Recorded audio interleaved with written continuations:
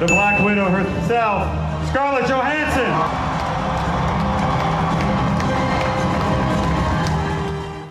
마블 페이지 4의 첫 번째 영화 블랙 위도우의 개봉이 2020년 5월 1일로 확정됐습니다. 블랙 위도우의 연출을 맡은 호주 출신의 여성 감독 케이트 숀랜드는 1999년 영화 꽃소녀로 데뷔했으며 독일인 여성과 젊은 유태인 난민의 관계를 그린 영화 로어로 독일 영화상 베스트 필름 동상 등을 수상한 바 있습니다. 이 감독은 인물과 인물 간의 긴장과 감정선을 섬세하게 연출하는 것으로 유명한데요. 블랙 위도우의 솔로 무비가 이전 스파이 첩보물 영화의 새로운 지표를 제시할 것으로 보여 상당히 기대가 됩니다. 헬보이 리부트의 주연이었던 데이빗 하버는 알렉스 쇼스타코프, 코드네임 레드 가디언을 맡았는데요. 레드 가디언은 한마디로 소련판 캡틴 아메리카입니다. 강화 인간이고요. 뛰어난 무술 실력을 가진 캐릭터죠. 원작에서 알렉스는 유명한 파일럿으로 나타샤 로마노프와는 결혼한 사이로 나옵니다. 하지만 알렉스가 KGB 요원으로 활동하다 사망하게 됐고 나타샤는 나중에서야 이 사실을 알게 되죠. 이후 방황하던 나타샤는 남편의 영웅적인 행동을 이어가기 위해 소비에트 정부의 블랙 위도우 프로그램에 참여하게 됩니다. 이때 만난 교관이 바로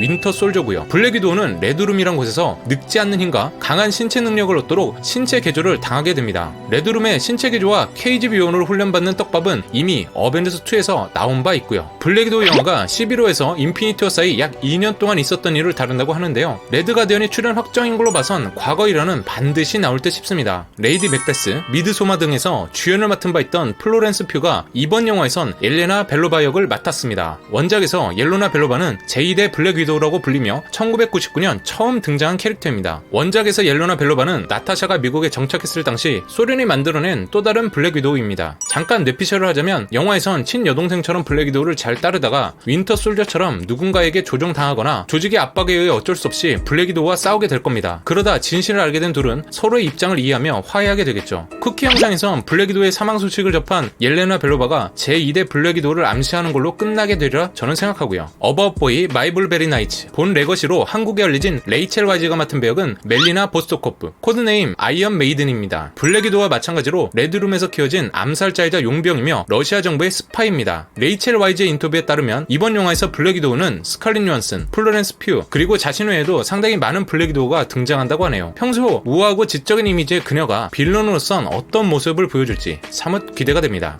나타샤의 오랜 친구이자 쉴드 전 요원인 메이슨 역에는 인기 TV 시리즈인 핸드메이드 테일에 나온 OT 패그맨늘이 맡았습니다. 추가로 레이 윈스턴도 캐스팅 목록에 이름을 올렸지만 현재까진 어떤 역할을 맡았는지는 밝혀지지 않았네요. 설마 메인 빌런인 태스크마스터는 아니겠죠? 참고로 블랙 위도우 영화의 주인공인 스칼렛 요한슨은 이번 영화 출연료로 무려 1,500에서 2,000만 달러, 하나로는 177억에서 236억 혹은 그 이상을 받게 된다고 하네요. 블랙 위도우 영화 줄거리는 소련 붕괴 전 KGB 특수요원으로 키워졌던 나타샤 로마노프, 스칼렛 요한슨이 소련 붕괴 후 그녀를 제거하려는 세력에 맞서 싸운다는 이야기가 된다고 하네요. 유출된 헝가리 부다페스트 촬영샷입니다. 보시다시피 나타샤 로마노프를 연기하는 스턴트 대역 배우가 오토바이를 타고 질주하는 모습을 확인할 수 있고요. 뒷자리엔 금발머리의 또 다른 여성이 보이는데요. 옐레나 벨로바로 보입니다. 저는 개인적으로 어벤져스 엔드게임에서 모든 계약이 만료된 것으로 알렸던 스칼렛 요한슨이 블랙 위도우 솔로 무비 촬영을 위해 추가로 한 편을 더 계약한 걸 보고선 두 가지 이유가 있을 거라고 추측하고 있는데요. 첫 번째는 우리가 몰랐던 블랙 위도우의 과거 행적을 보여준과 동시에 엔드게임에서 희생하게 된 당위성을 보여주기 위함이라고 생각합니다. 두 번째는 그녀의 희생으로 인해 공백이 생기게 된 블랙 위도우 자리를 자연스럽게 다음 사람한테 넘기기 위한 과정이라 생각하고요. 정말이지 이런 취지로 만들고 있는 영화라면 로건처럼 잘 마무리해줬으면 좋겠네요. 또 다른 부다페스트 촬영샷인데요. 이번 영화의 메인 빌런이죠. 태스크마스터가 보입니다. 베일에 쌓인 태스크마스터의 본명은 토니 마스터즈고요. 타인의 움직임을 한 번만 봐도 똑같이 따라할 수 있는 신기한 능력을 지녔습니다. 지식을 얻고 싶으면 책이든 TV든 한 번만 훑어보면 끝이고요. 그가 실드 요원으로 일하는 동안 얻게 된 능력이라고 하네요. 본인은 사진과 같은 반사신경이라고도 하고요. 학생이라면 누구나 부러워할 실로 엄청난 능력을 지녔지만 이 능력의 커다란 리스크는 그만큼 자신의 과거 기억을 소멸시킨다라는 점입니다. 자신이 쉴드에서 활동했다는 사실조차 기억하지 못한다라니 참 슬픈 일이죠. 어벤져스 엔드게임을 끝으로 원년 멤버 6명의 이야기를 마무리한 시점에서 호크아이나 토르 같은 몇몇 사람들은 여전히 그들 앞에 긴 여정을 남겨두고 있지만 사망으로 종결돼버린 블랙 위도우의 솔로 무비를 왜 지금에서야 만드는지 여기에 대해서 팬들이 좀 많이 궁금했었는데요. 이러한 우문에 굿모닝 아메리카에 출연한 스칼렛 요한슨이 블랙 위도우 솔로 무비에 출연하게 된 계기를 밝혔습니다. 스칼렛 요한슨은 블랙 위도우의 이야기가 엔드게임으로 끝나는 것에 만족했고 그렇게 퇴장한 걸 자랑스럽게 그렇게 생각하지만 그럼에도 불구하고 다시 돌아온 단 하나의 이유는 블랙 위도우라는 영화가 슈퍼히어로의 장르를 한 단계 더 끌어올릴 수 있을 것 같아서 라고 했네요. 참고로 코미콘에서 제한 상영으로 공개된 블랙 위도우 영상을 본 사람들은 블랙 위도우 솔로 무비는 액션의 격렬함이 마치 존 윅을 연상시켰다고 하네요. 또한 제작진은 액션만 멋지고 스토리가 허접할 수 있다는 편견을 벗고자 감정선까지 극대화시킬 수 있는 액션을 선보이겠다고 하고 있고요. 코미콘에서 공개된 영상은 해외 매체가 밝힌 정보에 따르면 부다페스트에 위치한 한 아파트에서 나타샤 로마노프와 옐레나 벨로바가 격렬한 대결을 벌이고 있는 장면과 블랙 위도우와 태스크마스터가 싸우는 모습까지 담겨있다고 하네요. 팬이라면 어떤 빌런이 등장할지도 궁금했겠지만 윈터 솔저나 호카의 등장 여부에 대한 관심이 조금 더 크지 않을까 싶은데요. 윈터 솔저가 나올 확률은 상대적으로 적지만 호카이는 잠깐이나마 등장할 가능성이 높다고 하니 기대해보셔도 좋을 듯 싶네요. 자, 제가 오늘 준비한 내용은 여기까지입니다. 조금이나마 괜찮게 보셨다면 좋아요 꼭 부탁드리고요. 블랙 위도우와 관련된 다양한 생각들 댓글로 남겨주시면 감사하겠습니다. 시청해주신 모든 분들 대단히 감사합니다.